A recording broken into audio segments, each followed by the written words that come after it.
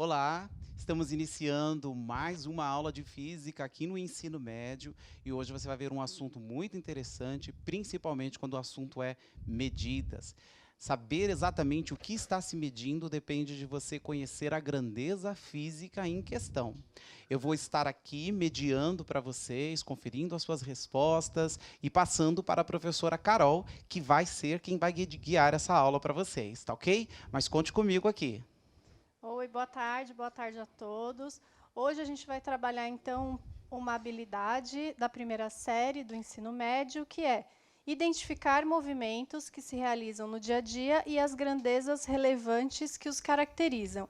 Então, vou começar primeiro falando para vocês sobre o que é a física, né? O que eu estudo na física?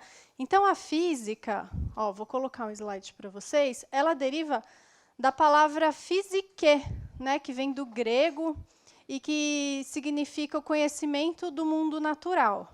Então, aqui, na física, a gente vai indagar a respeito do mundo, o que acontece, os fenômenos. Por exemplo, tem a pergunta aí, por que o céu é azul? Vocês sabem por que o céu é azul? E você, Fábio, por que será que o céu é azul? Bom, minha mãe tem uma definição filosófica para isso, né? Mas vou esperar a aula para a gente saber, Então, né? isso vai ficar um pouquinho mais para frente. A gente também se pergunta por que os astronautas flutuam no espaço. Vocês já se perguntaram qual é a fase da Lua de hoje, por exemplo? Em que estação do ano nós estamos? Né? Responde aí no chat, então, quero ver se o pessoal sabe, se reparou, porque eu tenho visto muita gente nas redes sociais postando fotos da Lua, fotos do pôr do sol. Já repararam que nessa pandemia agora, as pessoas elas estão observando mais ao seu redor, estão postando isso nas redes sociais, tá? Então, aí se pergunta, o que está próximo de mim e que antes eu não reparava, tá? Bom, Então a então gente vai querer aqui no chat uma resposta sobre que fase da Lua nós estamos, né? isso, E vale fases da colar, Lua. ele pode pesquisar. Pode colar, Então você vai tá? poder pesquisar Se aí e mandar você aqui qual é a fase da Lua, né? Isso, se você ainda não reparou, não viu nas redes sociais, pode interagindo aí. Que fase da Lua será que a gente está hoje, tá? Ó, já tem gente comentando aqui, Carol. Já? Já E tem gente aí? falando da fase minguante. Minguante? Olha, É, é o exatamente. Gustavo. Gustavo. Então, Gustavo, hoje a gente está na lua cheia, tá? Então, hoje vocês vão poder tirar foto, ela está bem bonita lá no céu.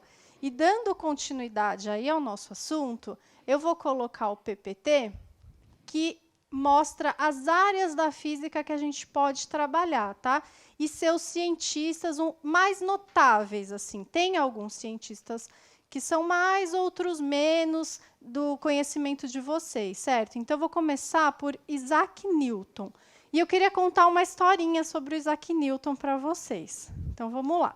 O Isaac Newton, ele, dentre as diversas teorias que ele formulou, uma bem importante é a teoria da gravitação universal, que ele descobriu, sabe quando? Na quarentena lá da universidade dele, em 1665, quando ele também teve que voltar para casa para cumprir a sua quarentena, porque naquela época, diferentemente do que a gente está vivendo hoje, naquela época era peste negra, né? Então, as universidades, escolas, todos foram mandados para casa para poder cumprir a quarentena. E ele foi muito produtivo, veja. Criou a lei da gravitação universal.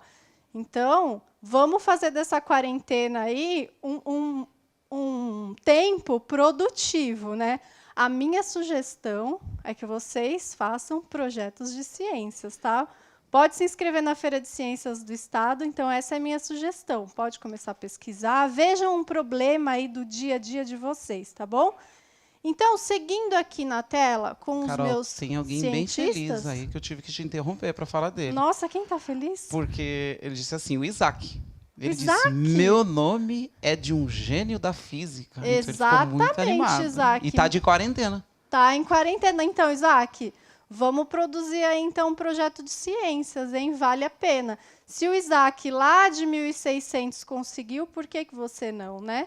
Então, basta estudar, ir atrás, que você pode tentar resolver um problema do seu dia a dia.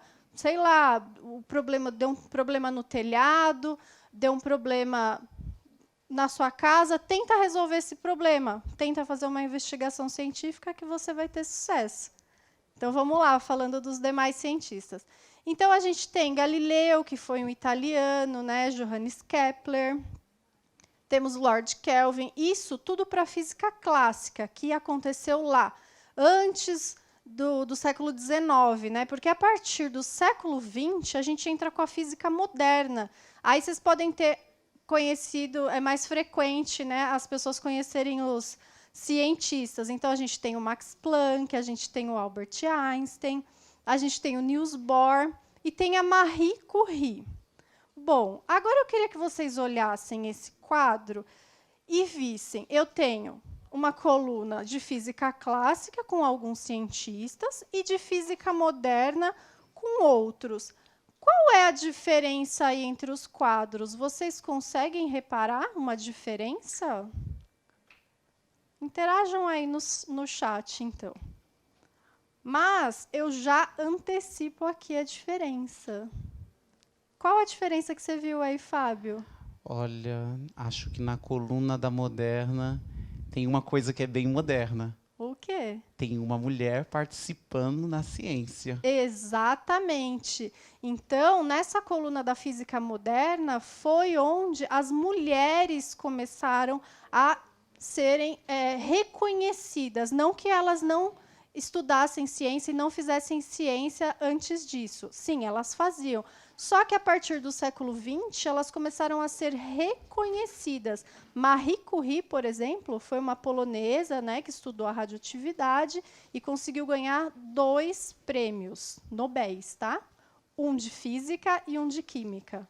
Então, ela, super cientista, né? Trabalho notável, então, né? vamos lá. Próximo slide, eu queria que vocês pesquisassem aí. Eu vou dar 3 minutos para vocês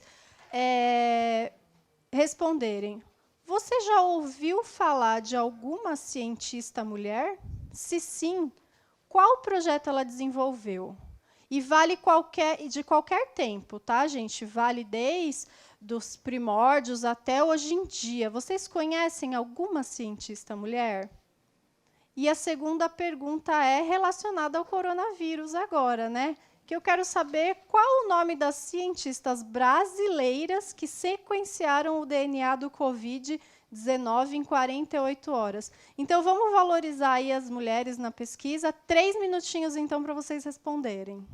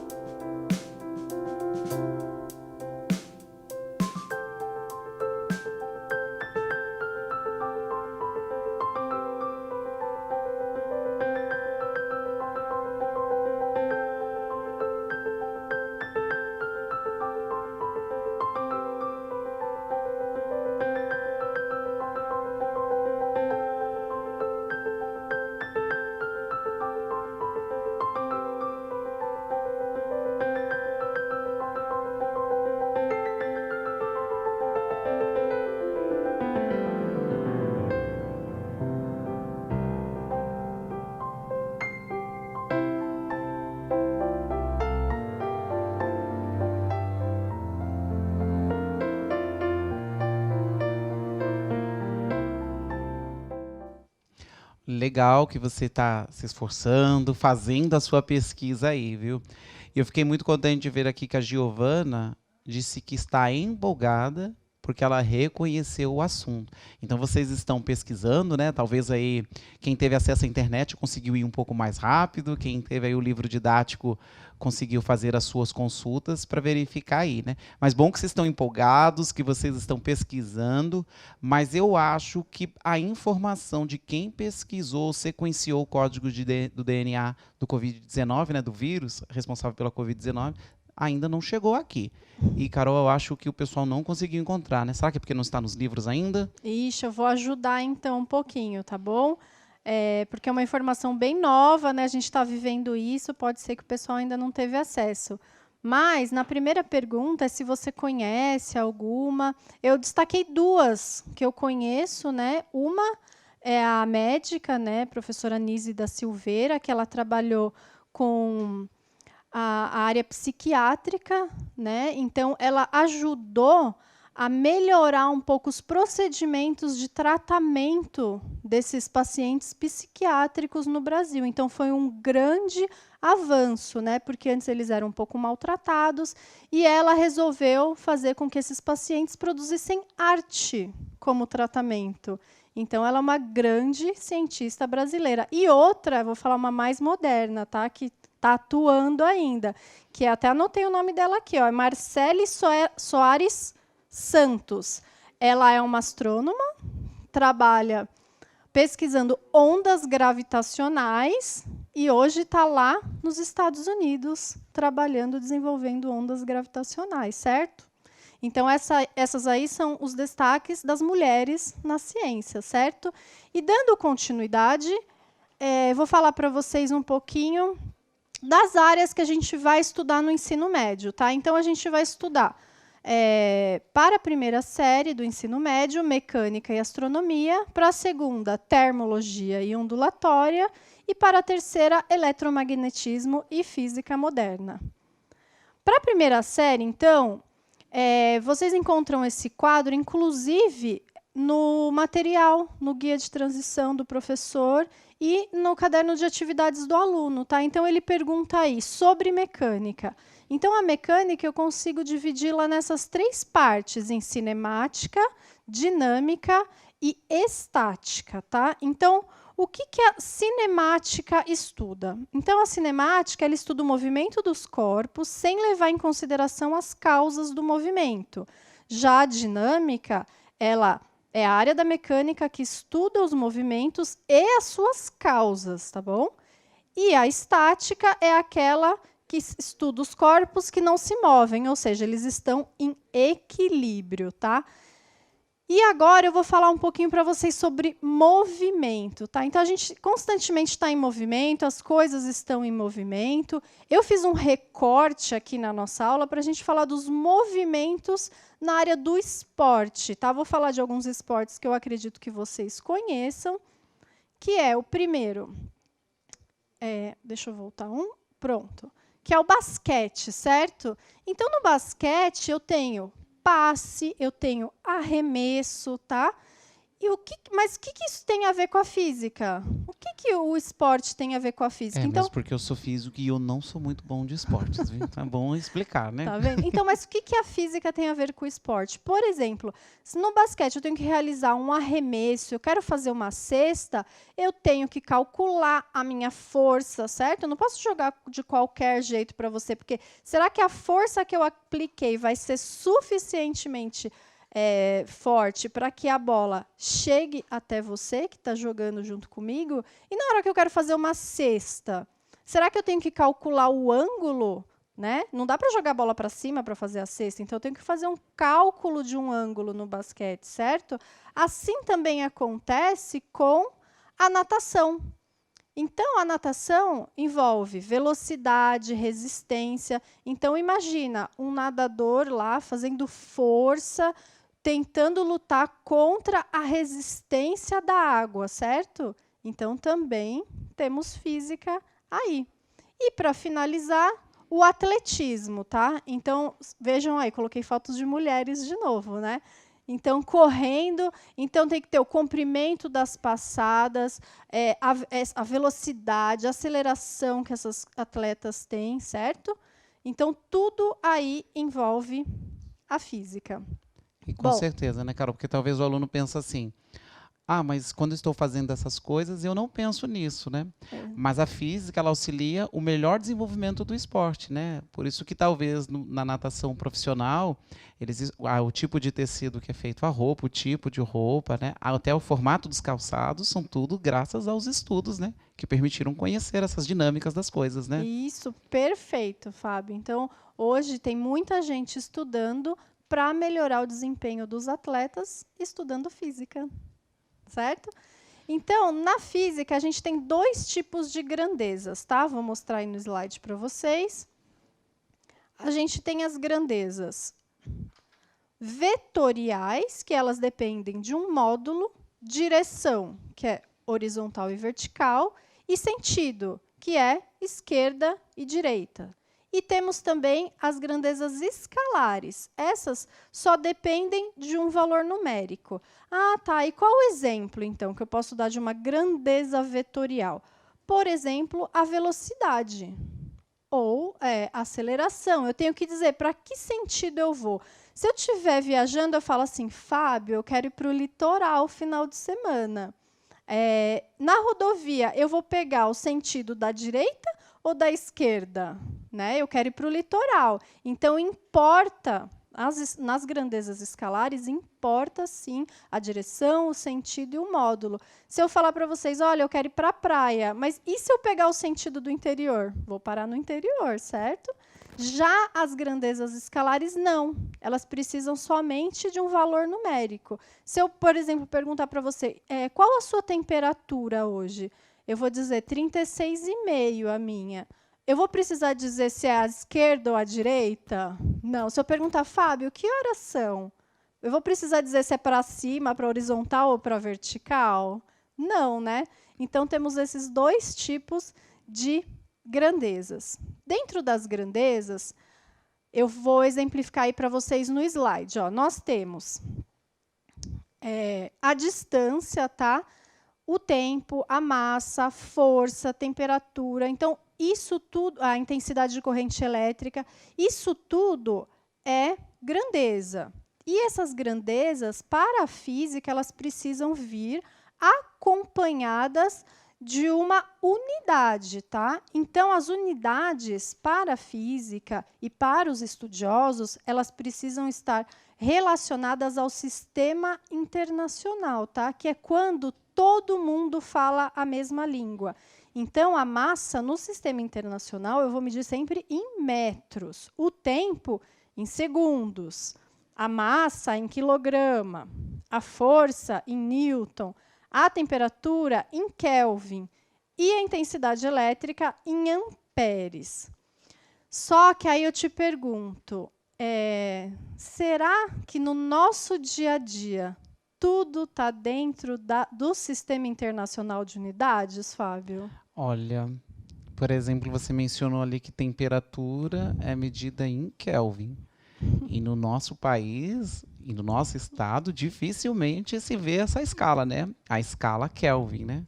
Nós usamos outra, né? Exatamente. Então, a gente tem escalas que são usuais, tá? Então, a temperatura é uma delas. Então, para a ciência, nós temos que trabalhar em Kelvin.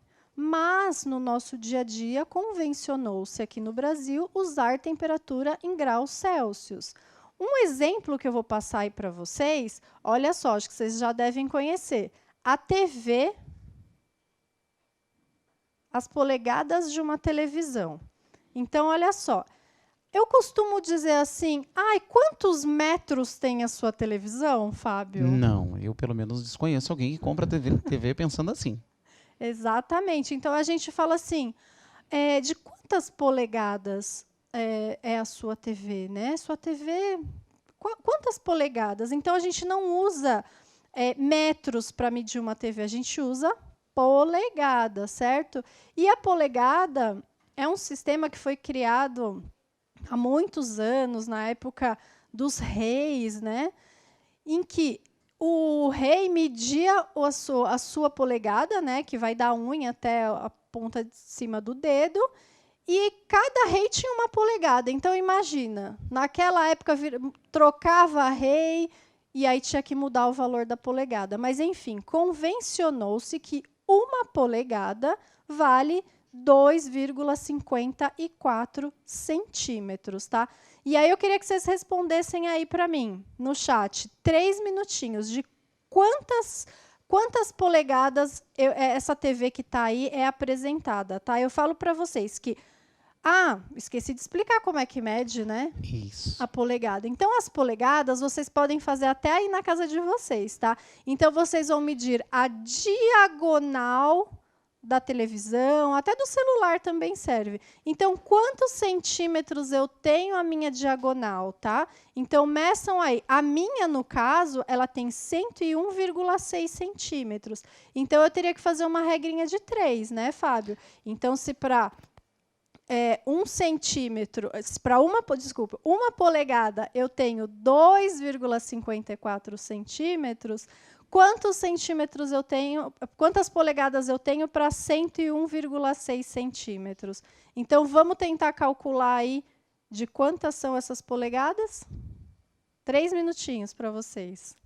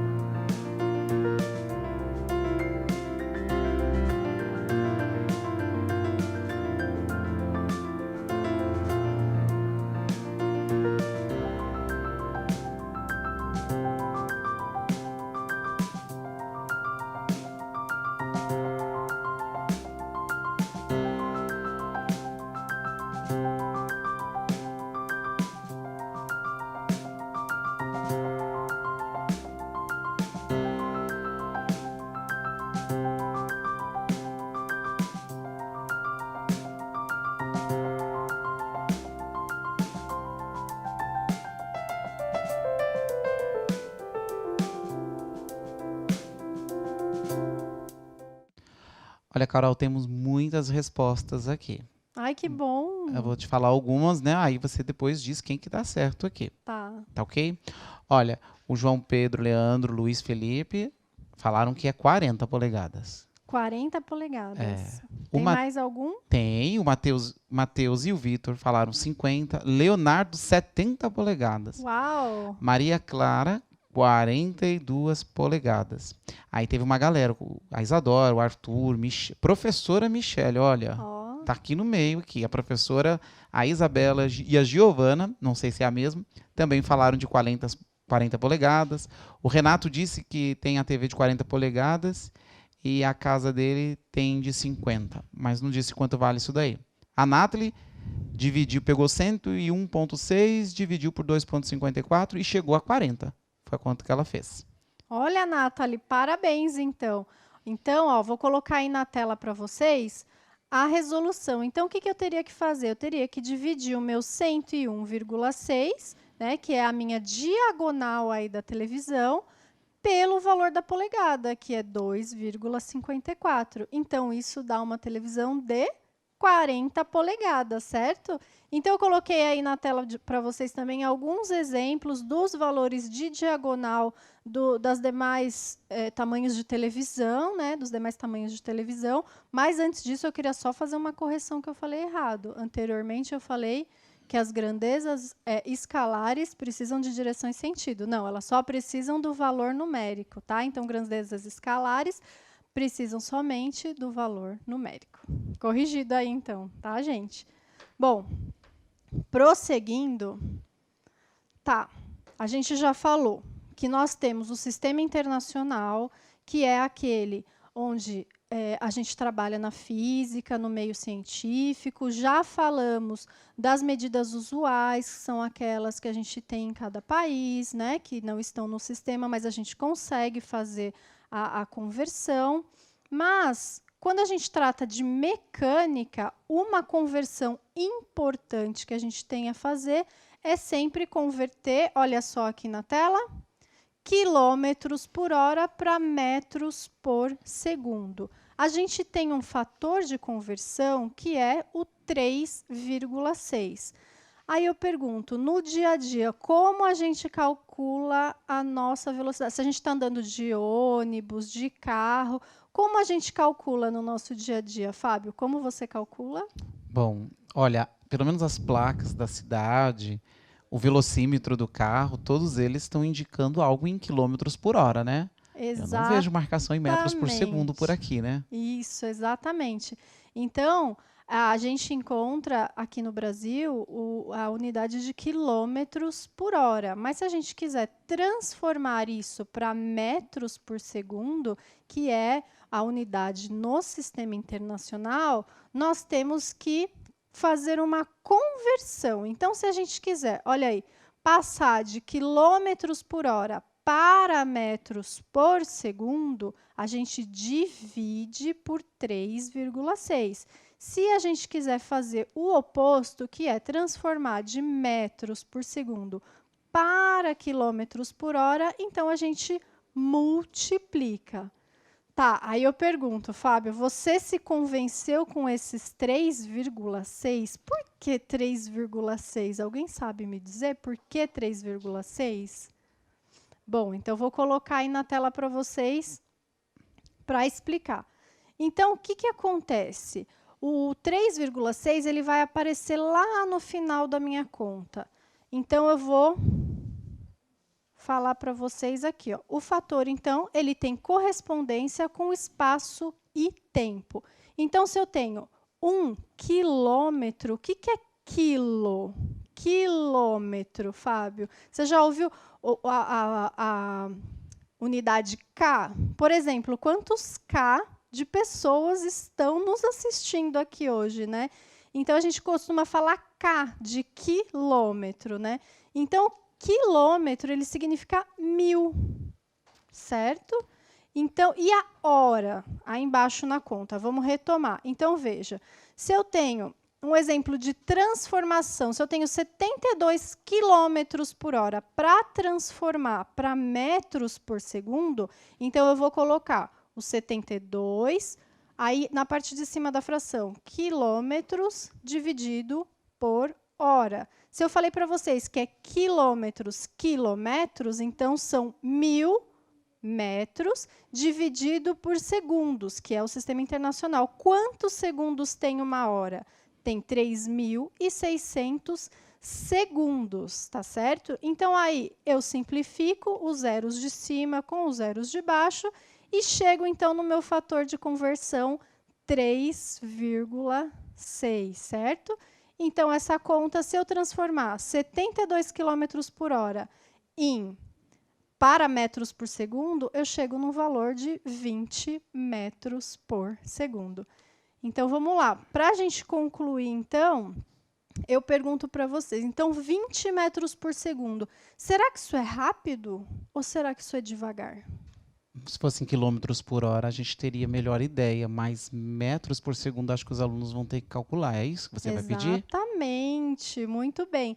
Então, se eu tenho 20 metros por segundo, quer dizer, então, que eu vou me deslocar 20 metros em 1 segundo. Isso é muito? Isso é pouco? Depende, né? Depende, porque se eu estou a pé, é muito. Eu teria que ser um atleta. Mas, se não, se for um carro, às vezes não é muito, certo? Então, eu vou deixar aí um desafio para vocês, que é o seguinte. Imagine um motorista trafegando por uma avenida com velocidade constante de 72 km por hora. Essa a gente já calculou, hein? Aproveitem aí. Se ele recebe uma mensagem em seu celular, de repente ele recebe uma mensagem no seu celular, se ele gastar apenas 3 segundos para ler essa mensagem, quantos metros ele vai se locomover às cegas? Então, ele está lá dirigindo, 72 km por hora. E aí, o celular dele tocou, ele parou 3 segundos para olhar. Nesse tempo que ele olhou, ele não viu à frente, ele dirigiu às cegas. Então, quantos metros será que ele andou? Vou dar 1 minutinho para vocês aí responderem, porque a gente já fez esse cálculo lá atrás, tá bom?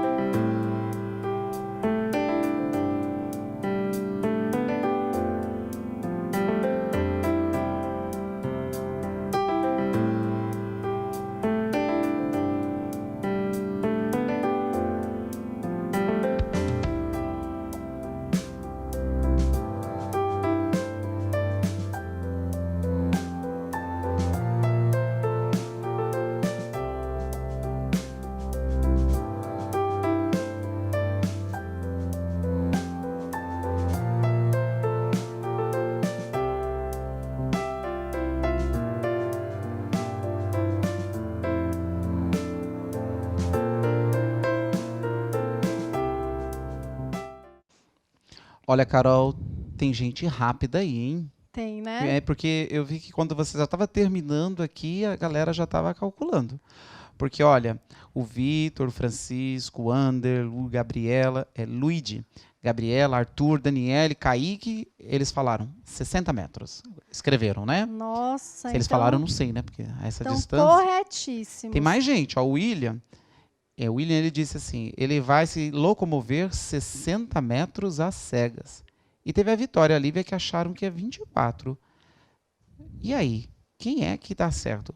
Teve o Richard comentou aqui, ó, ele pode bater o carro, pois não se usa celular no volante. Ó, bem lembrado, hein? Muito bem. Como que é o nome dele? É o Richard.